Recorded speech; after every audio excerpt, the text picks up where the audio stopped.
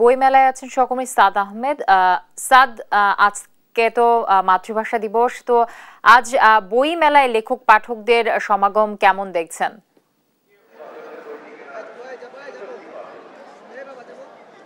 ভাষার টানে ছুটে আসা পাঠক দর্শনার্থীদের সমাগমে কানায় কানায় পূর্ণ কিন্তু অমর একুশে বইমেলা প্রাঙ্গণ। ভাষা শহীদদের যে আত্মত্যাগ তার স্মরণেই বইমেলায় ছুটে আসেন পাঠক দর্শনার্থীরা। আমি যদি আপনাদেরকে একটু দেখাতে চাই, একটু পরই কিন্তু আজকের দিনের জন্য শেষ হয়ে যাবে অমর একুশে বইমেলা। সকাল 7টায় শুরু হওয়া বইমেলা কিন্তু রাত 9টায় শেষ হবে।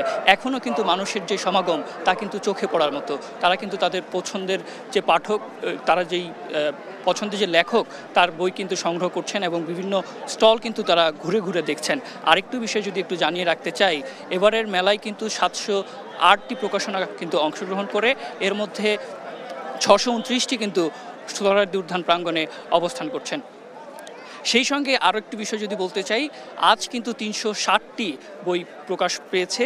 এই নিয়ে কিন্তু টোটাল প্রকাশিত বইয়ের সংখ্যা 2212টি।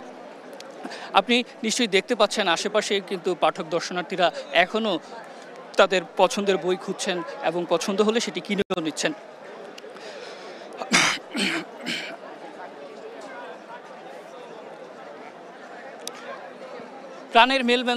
প্রাণের মেলবন্ধন আর হৃদয়ে বাংলা ভাষাকে ধারণ করে ছড়িয়ে পড়বে এ অমর একুশে বইমেলার সুবাস, এমনটাই প্রত্যাশা পাঠক দর্শনার্থীদের।